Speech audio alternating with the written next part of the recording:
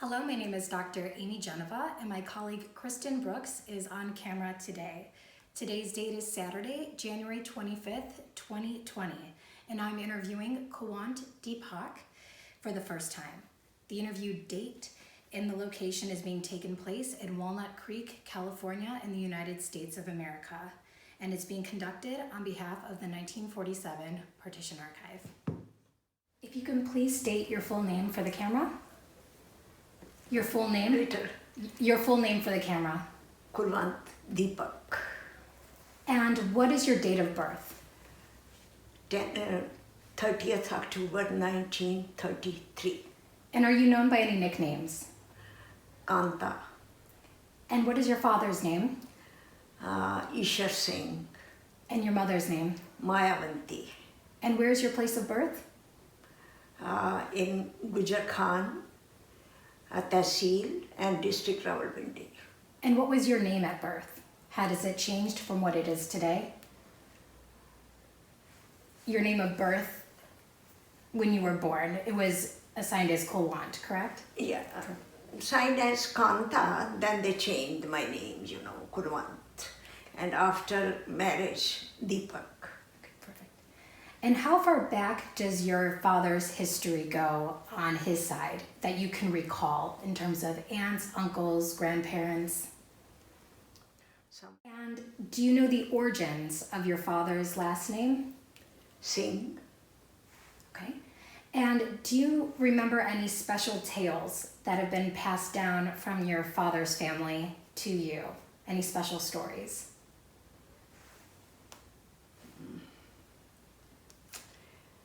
That is, when I was small, you mean stories, when I was small. Yes.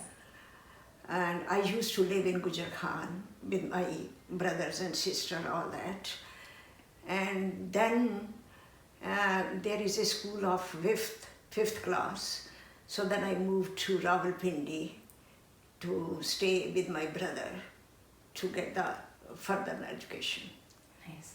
And so for your mother and her family, do you recall any stories about your mother's ancestors? No, that I don't know. And do you know the origins of your mother's maiden name? Mayavanti. And do you have any other stories that you can remember from your childhood that potentially your mother had told you of maybe some anecdotes or just some nighttime stories growing up? Actually, I don't remember these stories, when I was a kid, but that I know, she was very nice, and every night, she used to tell us stories, which I don't remember. It was 72 years old, and more than 72.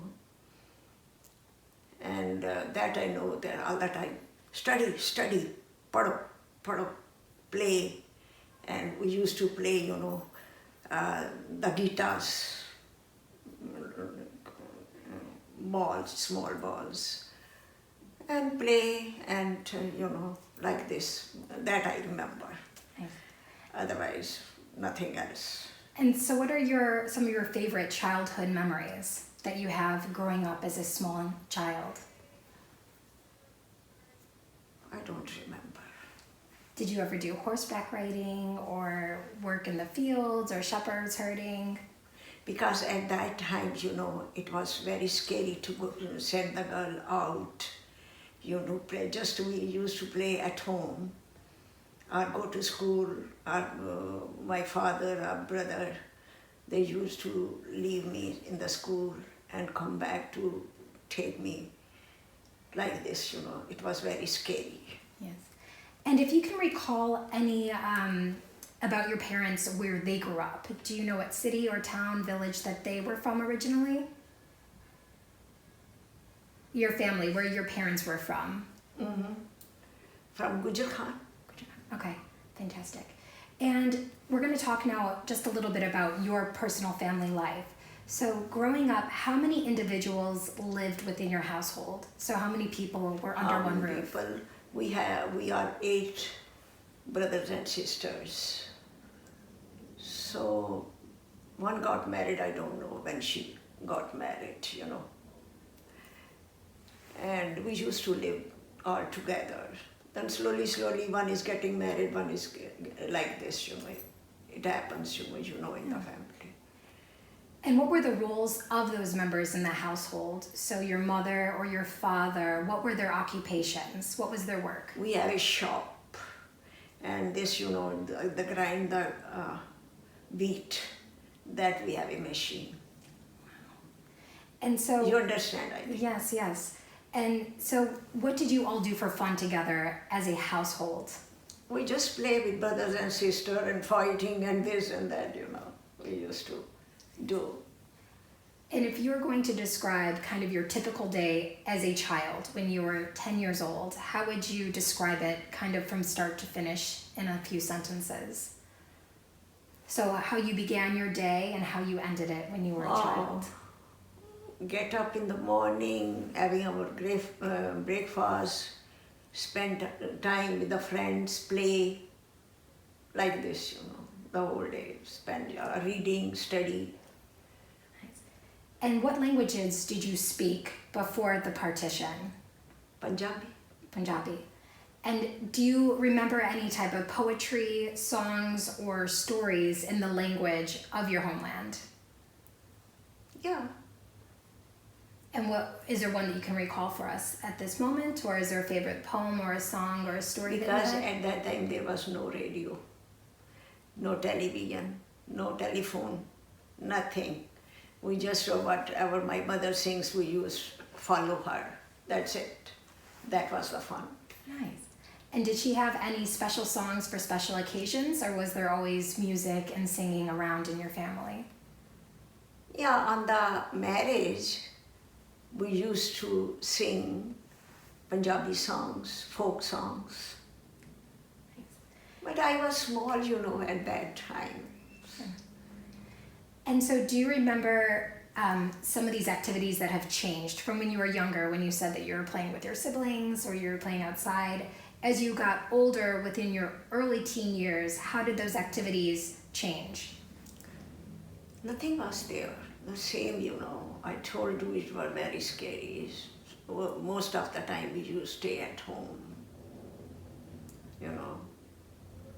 And would you ever go to any places of worship that you would visit at that time? Yes, we go to Gurdwara. So you understand Gurdwara? Yes. And we used to go to Gurdwara and spend some time with mother. And like this, and I used to do, a part at home, read the book. That was my hobby. I must, spend with mother to read the book for an hour, 2 hours.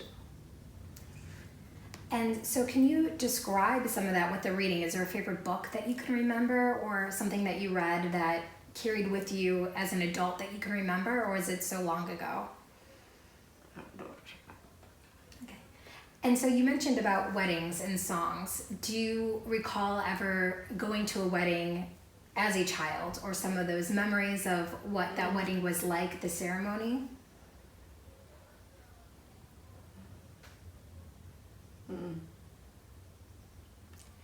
किथे गुजारी रात वे मेरा जी दलीलां दे बात वे, like this.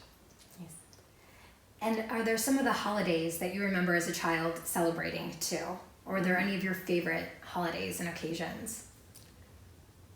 I don't remember any holidays we go out with parents, all the time.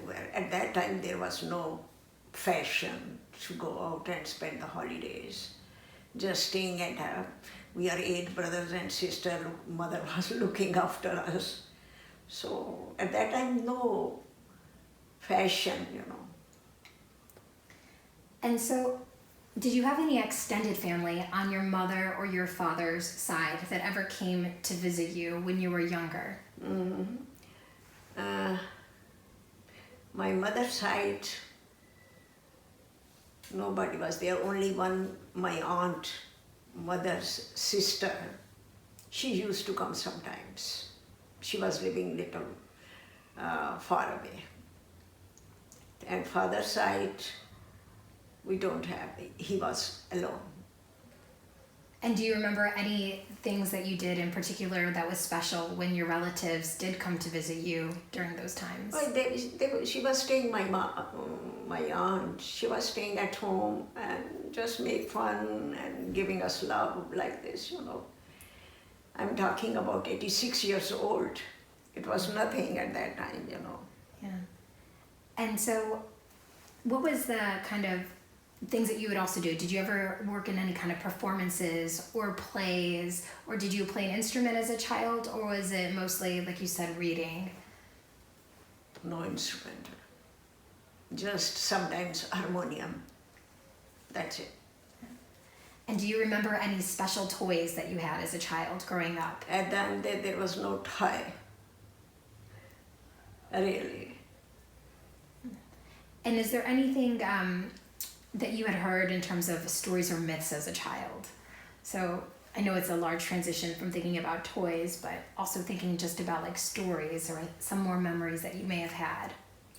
I don't think so. I remember. Okay. Do you remember the house that you lived in? Would you be able to describe it? What did you say? Your house when you were a child. Could you still describe what it looked like or some of the features of it? It was, you know, house, and we have four rooms, kitchen, yard. Not like this, you know.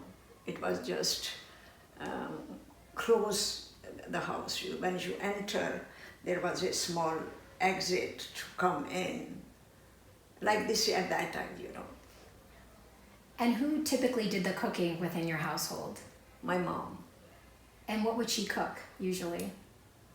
The same Indian foods, you know, like as I cooked this time at home. And did you have any animals when you were growing up, or pets? No. And so can you describe potentially some of the arrangements of the water supply? Was there electricity in the home that you had grown up in, or? Before it was not, but after 2 years, you know, I remember when my father constructed the house, then I had. Before it was not. We used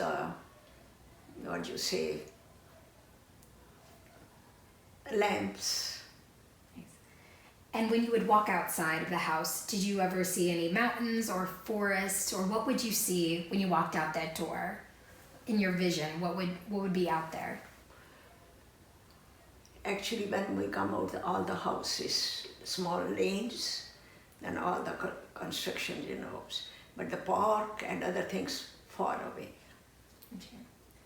And what kind of transportation did you and your family use to get around? Motor vehicles? My father goes on the cycle, and we used to go on foot. And is that how you would go to different places like school or shops or place of worship? On foot. Nice. And how long were those distances from your house to get to there? Not so far, actually. 2 miles, 1 mile school and 2 miles. And this market is very near. We don't have at that time rickshaw or car or no, nothing. And if you were ever sick as a child, where would you go for medicine? Or who would help you in that situation if you had a cold when you were younger? To go to the doctor.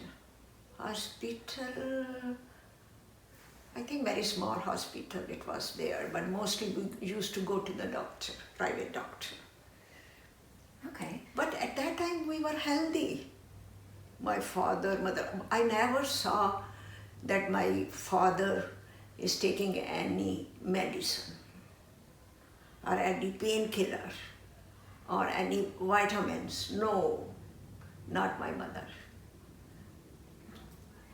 And so thinking about culture, people, and society, still when you were a child, what were some of those family roles that you had growing up? So you mentioned that your family had a shop, correct? Mm-hmm. Can you describe that, kind of that role within the shop and the community? Actually, people, they come for the wheat, you know, our shop. wheat, and there was a big machine, and they put the wheat in and become the flour. Most people, they bring, in 10 kilos or 8 kilos wheat like this. Here they come in the bags and all that. At that time, no. People, they buy the wheat from the shop and come to our shop to grind. And was the shop open every day of the week, or were there days that it was closed? I think every day. Or Sunday may be closed, I don't remember. And did you ever have to work there yourself? No, not at all at that time. And so, thinking more about the life when you were a child growing up and communication. So you mentioned that there was no telephones at that time, or that there was no talking. We used to write the letters. Write the letters. And would you write those to family members that were locally, or who were you writing letters Locally, to? no need, but outside my sisters were there, and then we used to write the letters. Yeah, within 2 days, 3 days, they received the letters. Okay. And so for other communication forms, there would have been newspapers or magazines potentially. Did you ever read those as a child that you can remember? At that time, I think there was a newspaper in Urdu, not in English, in Urdu. I think my father used to read. But there was not big problems and no world news, nothing. Only in that area, village or nearby city. That's it. Yeah. Out of touch from the world at that time. And so in that village area, was there a lot of local artists or craft traditions that was going on? So Sure. like artists or people who were doing weaving in the village, that area? Yeah. Okay. Yeah. Sweaters. At that time, no, nothing was in the market. So we used to be. Nice. And thinking about that more, did you ever do any weaving yourself when you were younger? Or Yeah. So what kind of crafts Yeah, did you do? I know crochet, I know weaving the sweaters. Not now, but before we used to. So I'm going to transition to your school life. So when you were a child going to school, if you could just describe how you got to school. You mentioned that you would walk there, but who did you go to school with?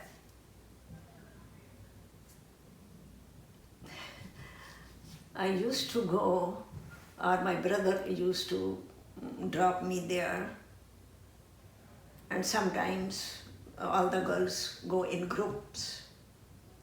We never go alone. And where was the school located? Almost 1 mile, 1.5 miles. Okay. And do you remember anything that you had learned there as a child, or things that you had played, or kind of some of the friends that you had made in school? Excuse me? Do you remember any of the friends that you had made in school, or things that you had learned while you were there? So what a typical school day would be?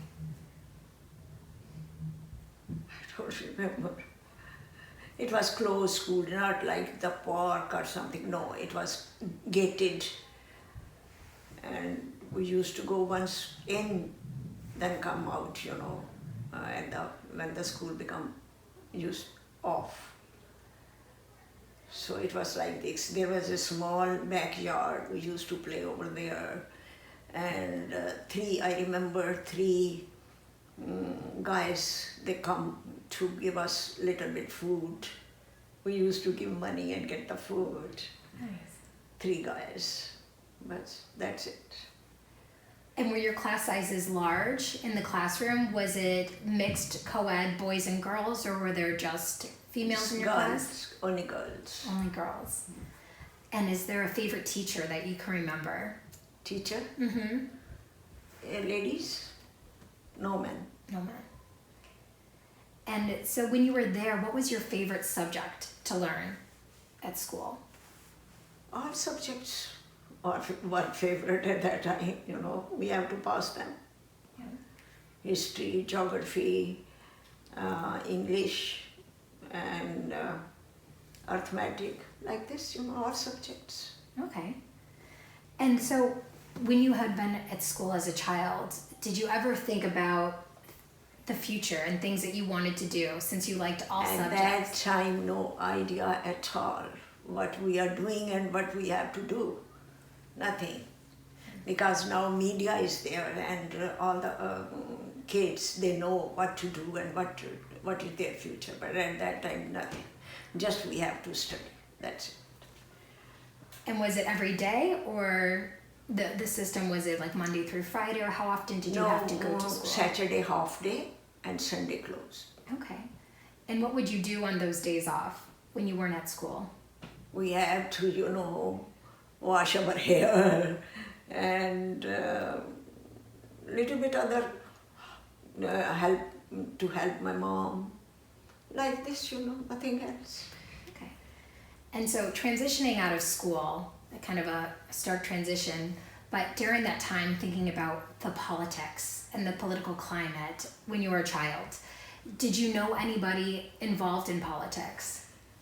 Listen, at that time it was British rule. We are not allowed to talk, and politics is very far away. No, nothing. And so when you're talking about British rule, when you were a child, what did that look like to you? When you would go to school, was it something that you were aware of about having British rule there, or was it something that you didn't really think about as a kid before the partition? No, we cannot. At that time we don't know what is politics. Because no radio, no television, no nothing, no phone. Or we don't know what is politics.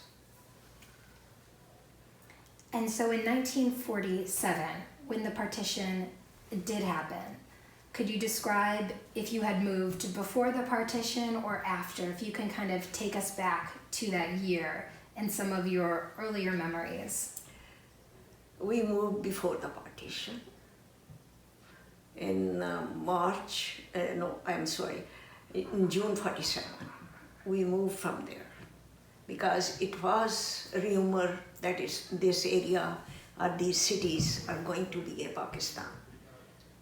So before that, we suffered a lot in March. Suffered a lot. So that's why my father and the brother, sister, we moved to Patiala, this side, in India side. And who made the decision to move your family? My father. And when he had communicated to you and told you that you were going to be moving, do you remember that time? Yes, we were agreed. And did you think about at that point that you were ever going to come back when you left? Or So we remember, I know, I was crying at that time.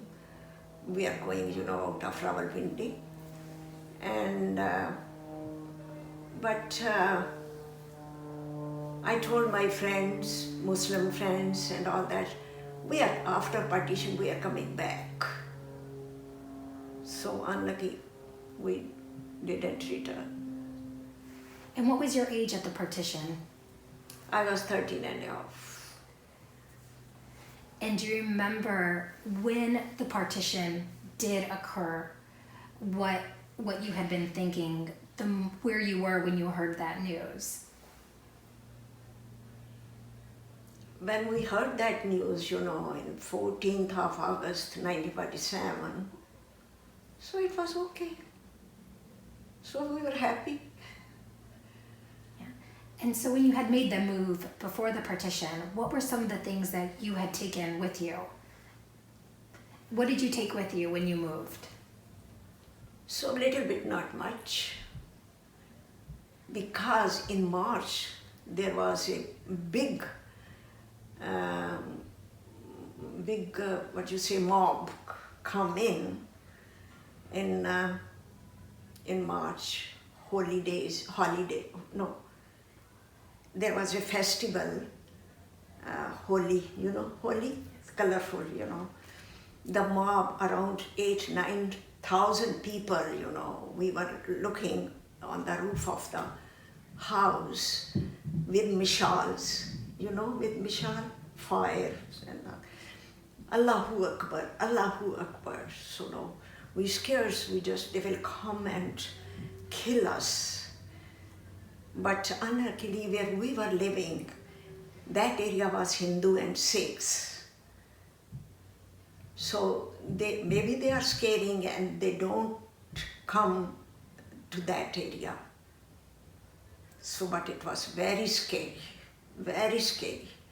We could not sleep, just watching on the roofs the whole night, the whole day. So it was going on 7-8 days continuously. So I was in the school. So when it started, then our principal closed the gate, and in the meantime my brothers come in and they took me at home. So in the evening they started. It was, we have seen, I can't forget that, those days. So that's why, my father decided that we should go out of this place. And is he the one who decided at the destination of where you would be moving? Actually, my sister, she was living near the Rawalpindi, and her house, the Muslims mob, they come in and looted the house, jewelry, cash, other articles, almost the house was empty. So they decided, okay, we should have to move, but there is nothing in the house. And they just leave the house and decided to go to Patiala because their relatives were there. And after 2 months, she wrote a letter to my father, better you come out from that place. So she arranged a room for us. So we went, with my sisters, elder sister, we have 6 people with our father, left Rawalpindi, come to Patiala. And my mother and my eldest brother, eldest to me, older to me, and older to me. So we moved, my mother, my older sister, and my brother. They left in Rawalpindi because my brother-in-law, he was an officer in the Kachari to control the finance. So he doesn't want to live like this. So 3 people, they left in Rawalpindi. So we come to, and my father and my older sister, they used to take care of us. And so for the 3... So they came 13th of August, 1947. When they know that this area is coming into Pakistan. So the finance department, Kachari, at that time Kachari, it was under the British government, and they said they arranged a small aeroplane, okay, you guys go from there. So then they left and joined us on 13, and the next day announced that this is India and that is Pakistan. So like this we moved to Patiala due to my sister. So we stayed there 2 months until we were waiting for the mother, brother and brother-in-law. So then when they come to Patiala, so the next day we moved to Delhi. And there was nobody there. And we stayed 2 nights to some relatives. They are related to my eldest brother, who was in Dehradun at that time to spend the holidays with in-laws. So he came to Delhi and he arranged, her brother-in-law, he was in the government and allotted the government quarters, and he opened the 1 quarter for us. So 2 days we were there in their house, and then we came. We have nothing. 3-4 utensils and blankets and all that, you know. Then slowly we started, you know. And then my brother, eldest brother, used to go to office. And so we used to, you know, little money, whatever he brings, used to bring, we manage. At that time it was very cheap. Could you understand? 1 rupees, 1 seer, you know seer? 1 seer meat. 1 rupee, 1 seer meat at that time. So we managed 7-8 people, we were at home. So we managed, you know, at that with 100 rupees or 150, we managed. In the meantime, then my brother, who is in Canada, he is 4 years older to me, he got a job in the hotel, Oberoi Hotels, you know. He got a job there. Their hotel's owner, Manmohan Singh Oberoi, and he knows to my father. And my father went to the hotel with my brother. He was at that time 18 years old. Nobody was giving the jobs, you know, 18 years. And he come out when my father sent the card to his office, and he came out. He said, "Brother, no, come in." Said, "Please, if you have a job, give job to my son." He said, "Okay, come tomorrow." So that's why at that time he was getting 80 rupees per month. It is $1.50. So that's like this, you know, we were managing running the house. So life was quite different in New Delhi from when you were in Patiala for that 2 months. Patiala has nothing, you know, 1 room, and in front of the room there was a big, like this patio. We used to sleep on the patio, just like on the road. Little bit, you know, 1.5 meter above the road. We used to sleep like this, you know. And so when you were there, what had you done for those 2 months? Did you find a school or? Nothing. We can't find anything, you know. So just whatever we bring from there, we are, you know, running the kitchen. That's it. And did you have any idea that that was a very temporary stay for you and your family, or was it kind of up in the air? You didn't know that you would be in Delhi at that point. So you're there for 2 months, but if you can just kind of No, we know that in Patiala we are temporary. We are just waiting to my mother, brother and brother-in-law. They come and settle down. So of course, you know, we have to go to Delhi because my brother had a job in Delhi. He transferred, British government transferred to him to Delhi. So of course we had. And is that the decision why your family then went to Delhi? Okay. And so how did you spend your first days and nights when you moved to Delhi? It was nice. It's a big capital, big city, you know. So it was nice, you know. Slowly we forget our properties and everything, you know. Our property we left over there. We can't take the property. So then after 3 years, government allotted us a house. Then we left the quarter and go, you know, a little far away, it's okay. At that time, population was very less. And so when you were in Delhi, you mentioned that you had to leave everything behind, that property. What did your family have to leave behind exactly?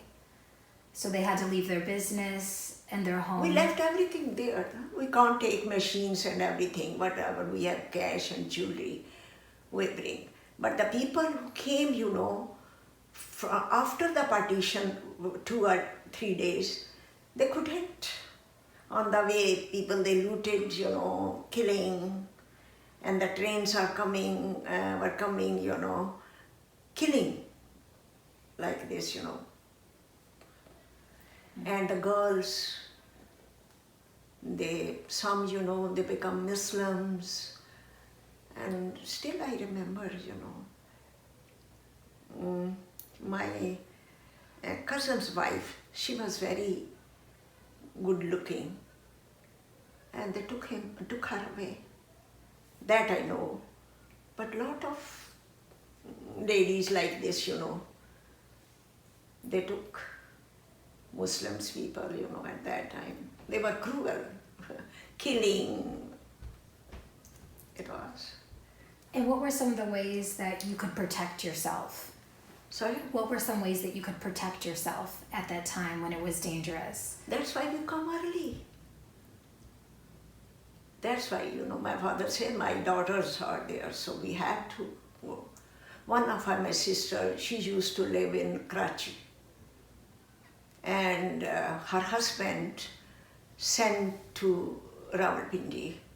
She was with us, and her husband was there in Karachi.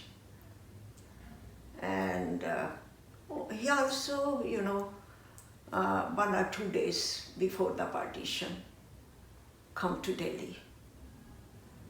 He had also, they transfer him to Delhi. When the British government knew that now it's going to be a partition and this area would be in Pakistan. So that's why, all the employees, whatever they have, they sent them, they made the arrangement and sent them. Safely they reached Delhi. And so talking about Delhi, your new life there, what was your house like now, or the place that you had lived in Delhi? In Delhi, the government constructed the houses and they give us, we filled the claim and they allotted us, the house with 3 rooms, kitchen, just like this, big rooms. And did anything change with your education? So you went to school before, but how was school Yeah, that now? was the problem. I was there in 8th class. When I come over here, there in Delhi, it was Hindi language, and there was a Punjabi. So I can't, it was difficult. My younger sister and brother, they joined the government school, but I cannot. I joined the private school, so I study over there up to 10th class. No Hindi, just Punjabi and English and other, subjects. And the private school, what was that like? Do you remember the name? It was small, only not the school. Some professor, he opened a very small school, just to, to continue our study. That's it. No name, nothing. Just at that time we give Punjab University.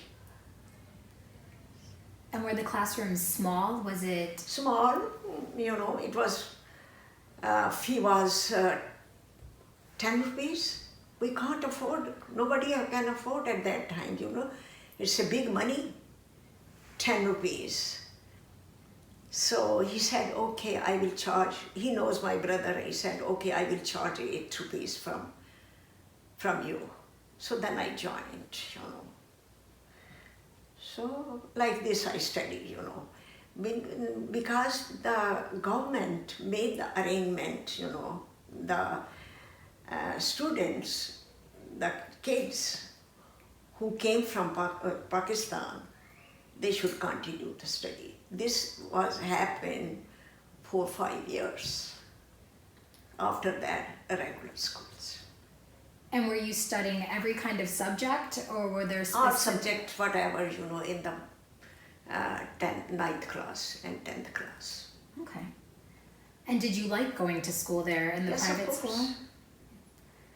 And so thinking about some other changes, so you mentioned education was a change for you, the language was a change. Were there any changes in the celebrations that you would have for religious reasons, or how you would worship, or places you would go?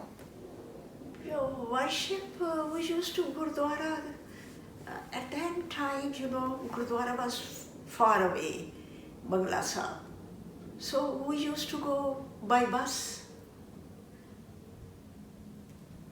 No other cars were, nobody, very less people they have car or motorcycles or cycles they used. But my brother used to go on cycle. I used to go on cycle. And what would you say was the biggest change, the biggest transition when you moved to Delhi as It 13? was big because it was freedom, democracy, so all that, And then this India improved, We was under British government and they used to, nothing was there, They used to send money to England because that was 200 years they ruled. So then it was, slowly start factories, making the sweaters and all that, slowly, come up. And so your family, when they would talk about the partition and when it occurred, what were some of the things that they had told you about it that you had heard? Did your parents ever talk about the partition when it happened? No, we never talked about that, what happened. We have seen, with our own eyes. So they weren't just running the house and how to run the house, they were thinking. They were not talking about other things, So that I know, And so most of your family, you said, had come with you to Delhi in this transition. Were there some people that were left behind that you didn't get to see again? They were talking about their own cities, we left this. All the stories going on, our neighbors, these were government quarters. So 2 or 3 families like this, somebody open the door and they come in. So then we forget slowly, Some they come north area, some they come, south area. Like this they come and telling the story. Some sister is died, some, like this, People were actually depressed. And for your siblings, your brothers and sisters, when they were in Delhi, what were some of the changes that they had as well? Did they have the same challenges as you, or were they different in adjusting? Same, they were busy, for earning and busy with their own houses, and some siblings, getting married. Like this, they were thinking about this, not behind, left is left. But as usual, we become busy with their life. So we know that we can't go back. So like this, life was going on. And so you had mentioned before that you were at the private school until 10th grade. Where did you go after 10th grade? Were you in another school, or where did you go? After that, then I went for the, what is this, Leaving these... Then stitching and this school, you know. Then at the age of 20, I got married. Then after marriage, I did associate degree. Okay. Let's talk about your marriage at 20 years old. 20 years. So how did you meet your husband? Where is he from, his family? Actually, his cousin, she was my friend. At that time, it was nothing, you know, to meet. And she told to her mother, or they saw me, or she was my friend, and they came to my parents. We need your daughter. Like this, she said. And what is his name? Kulwant Deepak. And was he the same age as you, or was he older or younger? No, 7 years older to me. And when you met him, were you still in school for stitching, or were you doing your associates? Where were you when you had met him in your life? Nothing at that time, you know. I finished my stitching at that time. And she was my friend in that school. Okay. Stitching, all that, you know. I can stitch, you know, lot of things I used to stitch. Now I left, I can't. Because at that time, ready-made not in the market. So, if you go to the tailor, it was very expensive. I have a machine, stitching machine. So I used to stitch children's, you know, my son's clothes, my husband's night suit, kurta pajama, my husband's. I used to stitch. Even my son's pants. So then after that, you know, when I came to Kuwait, then I left there. I used to get, you know, ready-made clothes and sweaters and that. And so thinking about your wedding, do you remember your wedding date, where you got married? Yeah, 18th April, 1954. And where was the ceremony? Where was the ceremony? Where did you get married? In Delhi. And was it at a temple, or where was the location? No, not at the temple. We bring the holy book at home and made the tents and all that. And they made the ceremony, you know. And were there a lot of people present, or was it a Lots. small? Because my husband's side people, they come more, I think 50, 100, more than 100 people. And lunch. Morning they came, having lunch, and then go back with me. So it was a one-day ceremony? One day ceremony. And a day before, we used to make sangeet, singing party at night. And what was it exciting for you during this time? Were you very excited that, you know, you're getting married? What did you think were going to be some changes that were happening? At that time, nothing was, you know. 20 years old, no nothing. Now, at this time, you know, people, they know everything. But at that time, we know nothing. And when you got married, did you stay in Delhi, or did you move right away? I was in Delhi. And after 1.5 years, my eldest son born. And then he was 2 years old. Then my husband transferred to Lucknow, Uttar Pradesh. We stayed there. Then my another son born after 3.5 years. And in Delhi with my parents. And then we went to Lucknow when he was 1 year old. Then he was transferred to Kanpur in Uttar Pradesh. And what did your husband do for his work? He was medical representative And is that what he did from in German remedies. Then after that, which American company, I forget the name. It started with A. I forget the name. And did you work when you were first married? Or? No, I wouldn't. When my son's grown up, going to school, then I start working, 2 years in family planning. Then after that, we moved to Kuwait. And the eldest one is 9th class. They were in convent. And the eldest one gone to Missouri.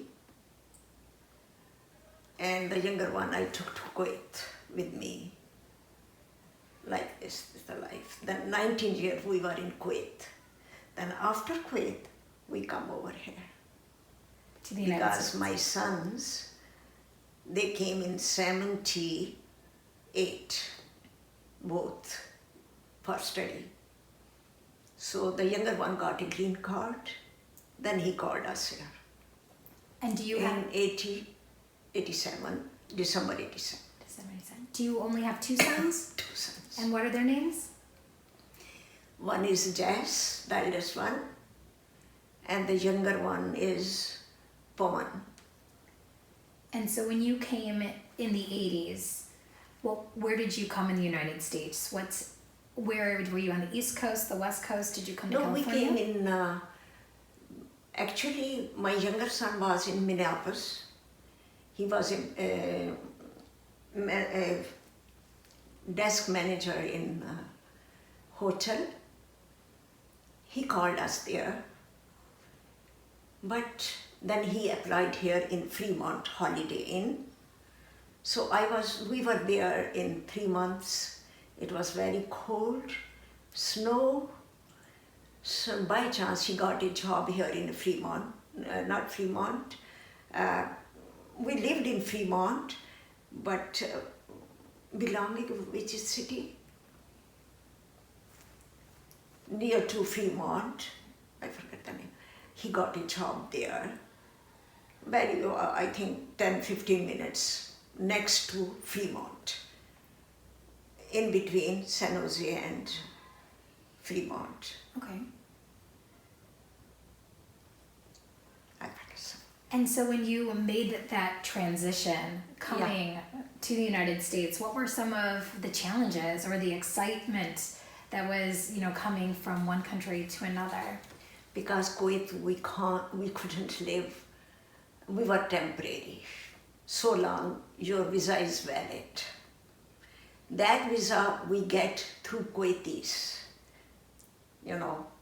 They lie. If they want, they can give us. If they don't want, they don't give us. If we are working with the Kuwaitis, our visa is valid. If he doesn't want us, suppose, no visa. So we were scaring at that time. By the time he got a green card, so he said, don't go to India. Actually, we were planning to go to India. I was in job, government job. My visa is valid, no problem for visa. But for my husband, it was a problem. So he went to India, but he couldn't settle down there. So by the time my sons came, I got a green card, you get the visa and come over here. So we got the visa for 5 years, American visa, and come over here. So we moved from Minneapolis to Fremont in 88. Three months we were in Minneapolis. And so you mentioned that you had a government job Yeah. before you came here. Can you describe what that work was and your job there? I was secretary to the chief of the ophthalmology department. And how long were you in that role? 19 years. 19 years? I worked over there.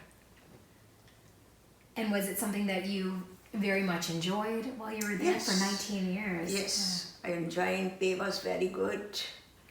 I enjoyed my work, and you will be surprised. we used to go 7 and come back. Duty is 7 to 1. Come back home too, and go in the morning. I used to go 6:30, come back 1:30. And so with That was the duties. So I enjoyed. Yeah.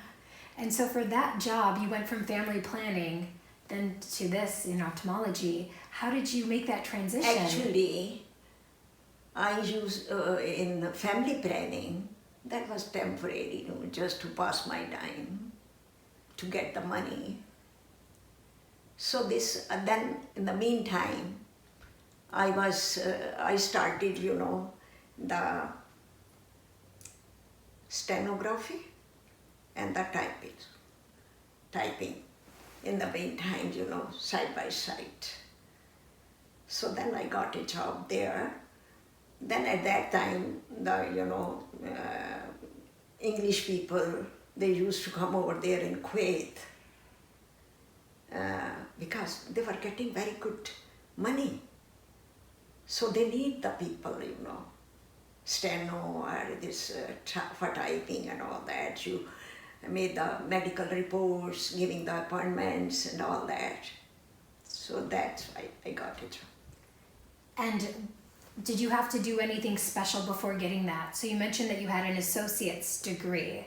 Did you have to do any other type of formal training before you took this job? No. That, I 2 years, 2 years I learned and training and whatever is there, side by side this. And for your degree, was it in a specific subject? So that associate degree in all subjects there in India. And so then when you had transferred your jobs from Kuwait coming to the United States, did you work at all when you were here or you left it behind? Yes, good question. So actually, 1.5 years, me and my husband, just passing our time, all the people left and nobody's there, in the complex. Then we got a small shop in the hotel.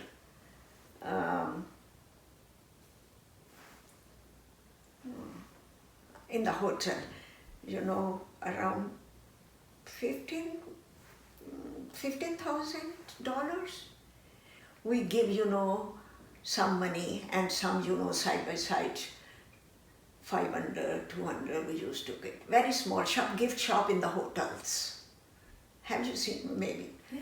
That we used to run and getting money from it. My husband knows everything, so he said, we will get it, don't worry. And morning he used to go. We had one car, and on the way, we drop our son, and then he used to go to the shop, and 1 o'clock he used to come. Then I took the car and back to the shop, and I used to work over there and come back 9. And how long did you do that for, that kind of schedule? That was 1.5 years we used that, and by the time he struck, he had an idea that it can't go. Then we bought another shop. Then another shop, then we had 1 or 2 girls, because the shops open, some 7, some 8 to 10, some 7 to 10, like this, And then again, milpitas. Okay. Yes. And then 2 we have milpitas. Then we got a shop, another shop, in, what did you say? We had, like this, we had 9 shops. 9 shops. So like this, one was here in Civic Center, 8th Street, Holiday Inn. One is in Marriott, Oakland. and one is San Jose. Then after that we bought a shop in San Jose Heights. Then one got with Fremont Hilton. Then South San Francisco Holiday Inn, like this. And one we bought, another one, you know, cross the bridge. That was also, what you say, and one we bought here in Walnut Creek, you know, near the BART station. Okay. Express, what you say? I forget the name of the hotel. So that we bought, like this we have 9 shops. Slowly, slowly. And one in Holiday in Union City, that we bought it. Then slowly, slowly my husband sold. So we got the money. And so the first one, was it in 1988 that you had purchased or bought? 1988. First we purchased there in Milpitas. And So then he got the idea, very small shop, then he got the idea we can make money. So we need money. So then, you know, slowly, slowly, then San Jose Heights, then slowly, slowly, you know, then San Francisco South City, then like this, you know, then 2 shops here. Then my eldest son, he was in Kuwait. He got a very good job. He studied all the way here and he got a job there. Then he got married. After that we come over here. And he said, no, I don't want to live in Kuwait. He wants to come over here. Although he got a very good job, very good job. And actually her wife was a little bit interested to this side. So she's a dietitian. She wants to study again further. So then he got the immigration, Canada. So then after 3 years, he got the green card here. So at that time, he has no income, no job. So we gave one Concord shop, Concord Hilton we had. So he used to manage these 2 shops, you know, in Walnut Creek and in Concord Hilton. He got a job there. Got a job, he is my son. Yeah. So he was working. Then he got a job in Wells Fargo. And did the shops have a special name to them? Or were they just within the hotel? Sorry? Did the shops have a special name to them that they would be known by? Special, yeah, America International Group. Okay, nice. America International Corporation. And so that must have been a transition, though, to having to manage all these different shops, 9 of them, coming from Delhi to Kuwait to you know, Minneapolis now to California. Mm-hmm. So how did that impact your personal life? So did you find communities here of people who were from India? Did it change your worshiping? So how did it change your lifestyle?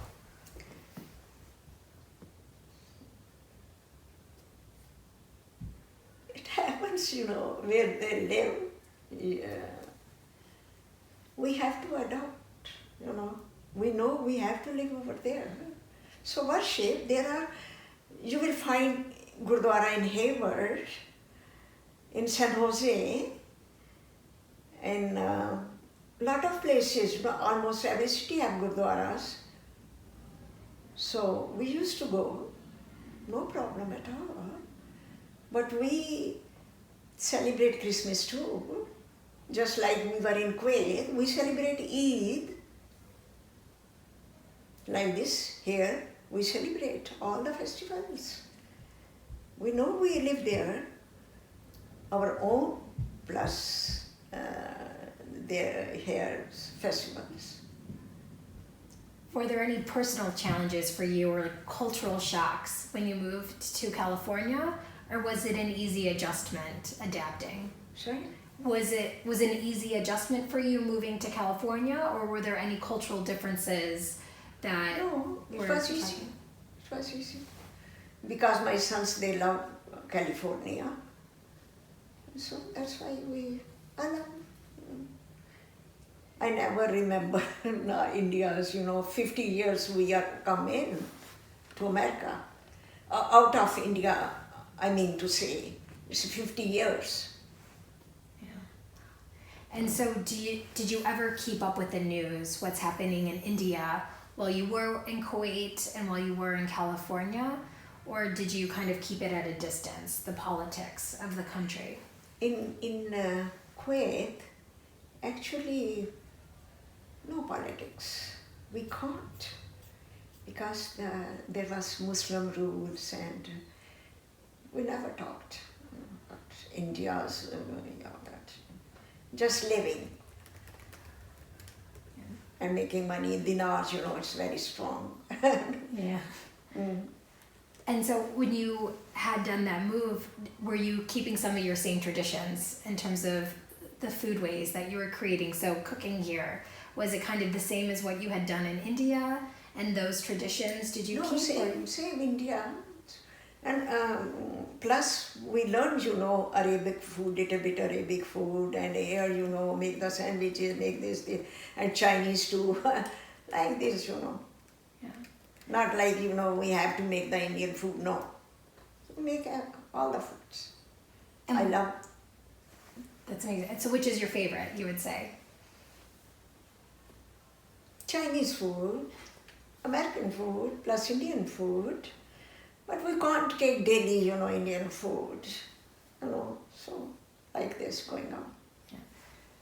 And did you ever go back to India, or do you still go to India for travel or visiting? I have American citizen, so no question, my family is here, so no question of going back to India. And so for your siblings, your brother, your sisters, Yeah. did you keep in contact with them when you were in Kuwait and then in California? Yes. In Kuwait, it was difficult, for the telephone system. Now it's a good system, very good system, to call in even India, Kuwait, everywhere. But from Kuwait, we cannot. We talked, but the listening problem, it was. And my oldest brother is in Canada, Toronto. Okay. So I used to go over there after 2 years. And my younger sister is in India, and my eldest two sisters are in India. That's it, because the others, they passed away. And so did you ever think when you were in Kuwait and California, did you know that this was going to be your permanent home for the long term, or did you think that you would just stay in California for a couple of years and then go on to another state? No, it's because my sons, both, they don't want to come, so how can I go? So I have to stay over there. And do you have any grandchildren? Yes, I have. And tell me about them. I have three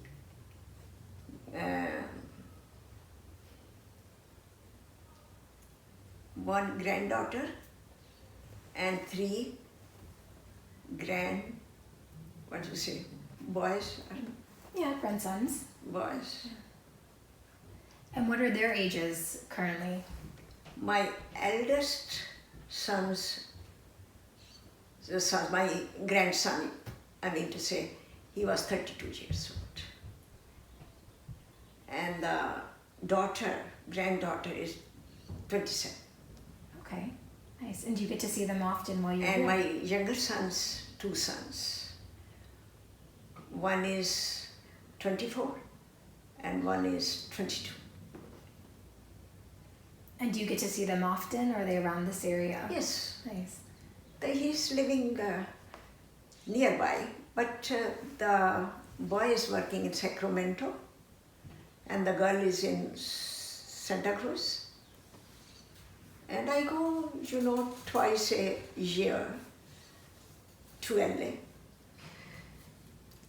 and spend some time with my younger son. And they come over here and like this, And so when you think about, your life now here in California, you've been here since '88. It's quite a long of time. Looking back kind of at the past, are there any moments that really, strike you, that you remember all the time, that you think like this brought me to where I am here in California as kind of I never large life think. journeys? I never think. Never think past. I always think, present and future, what is going to happen. That's it. And so just thinking about, some kind of thoughts about partition, now that you are so far removed and all this time, even though you don't necessarily think about the past, but when you do think about it now, do you have special feelings about, when it occurred, looking back on it? Has anything changed the way that you think about partition? No.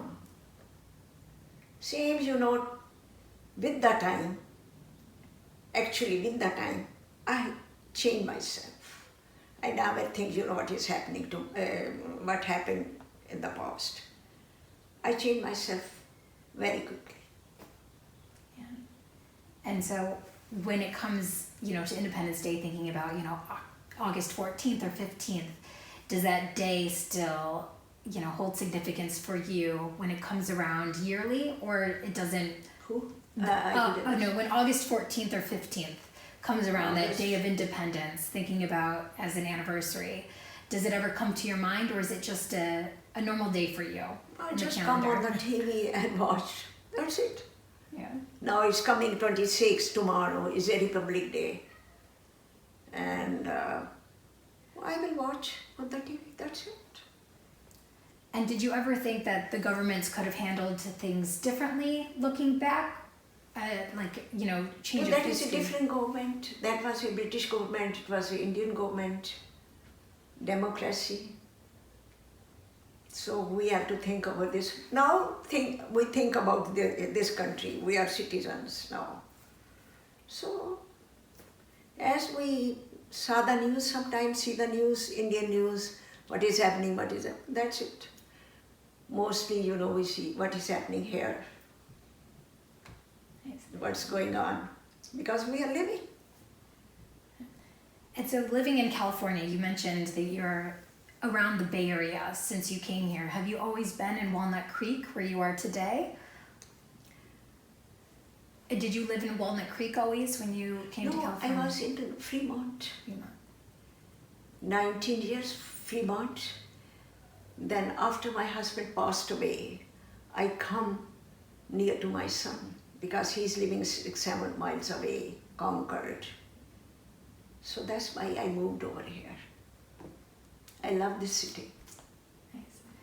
And so just thinking about some of these kind of final thoughts, is there anything for the interview that you would like to add as a final thought that you weren't asked today, but that you would like current and future generations to know about? Sorry, couldn't say. Oh, just as like a final thought, is there anything that I didn't ask for you today that you would want people to know about you and your life story?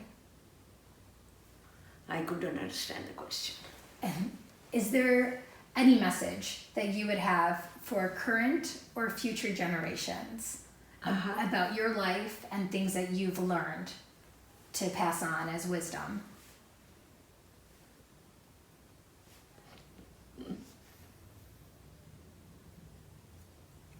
Nothing special.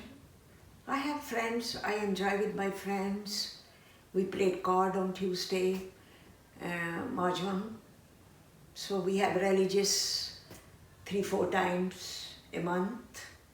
We go for, once a week we go for lunch, different restaurants. But like this, 2-3 my friends, they are close. We visit them, they visit me. So life is going on like this, nothing special to tell them. They are so busy, they can't listen, what is happening in my life. But my sons, my own sons, they are concerned with me all the time. They call me, what is happening, what's going on, what you did today. So like this. Well, you have an absolutely fascinating life story. You know, being a witness of the partition, moving to Delhi, Kuwait, and California. So it very much is an enriched history that you have shared with us today for the 1947 partition. So I want to thank you on behalf of them for being able to share this with us. And I would just like to ask this final question. Why did you want to share your story today with us? What are you hoping that, you know, when people do see this in archives years from now, that they will be able to get out of your life's journey that you've shared? So why did you share your story with us? Because Dilmohan, you know, Dilmohan asked me a lot of times, you know, I got the emails so many times, but I delete the email all the times. But this time again, because my elder son and Dilmohan, they are good friends. So my son said, and this time, Mom, don't delete. You take the appointment. So that's why. Otherwise, so many times I've deleted this, you know. Yeah. I didn't give any answer to them. Maybe you were giving me email or somebody else, I don't know. You? Many of us, we all want to hear your story. Yeah. So several of us. So then, that's why, you know, I said, okay, Dilmohan is saying he's very dear to me. So, okay, this time I will agree. So that's. Well, again, Would you think that I should not? No, I think you should. That's why I'm so happy for you that you did share it with us, because they are such precious life memories.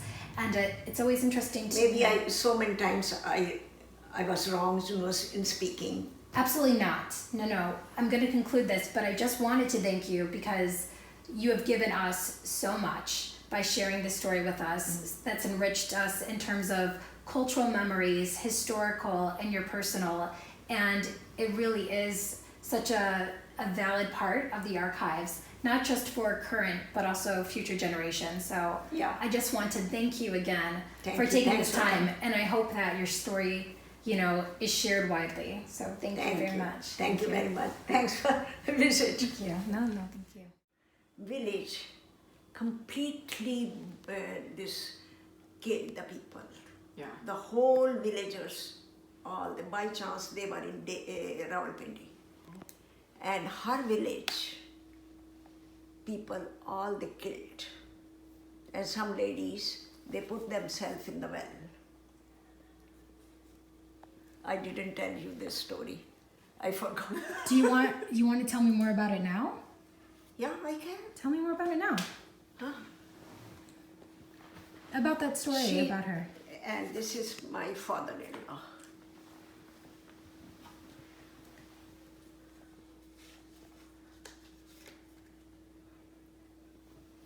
Okay? And first you finish this one.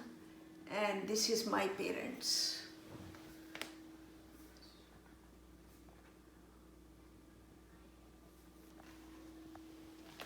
And this is my husband. At that time, he was 21 at the time of partition. And where is this photograph taken? Where was he at in that photo, your husband? Sorry? Is this in Delhi, the photograph? No, he was in Ludhiana after the partition. He was 21 years old. Thank you. And this I remember the name, Pratap Singh. As you want the name, already you have my father and my mother. So this, her village, my mother-in-law's village, Beval, the mob come in and they killed the whole village, killed. Nobody left. Luckily, They were living in Rawalpindi and they escaped. Otherwise, they cut in pieces, and the ladies, they put themselves in the well to save their honors, like this in her village. And how did she escape? They were in Rawalpindi. My in-laws, they were living in Rawalpindi, but her parents' village, Beval. Now name is Beval. They killed everybody. They killed. And is that a story that she would tell you, or how did you hear about this? Sorry? How did you hear this story? My husband told me. My husband gave all these photos, after the marriage. This is very old picture, maybe more than 100 years.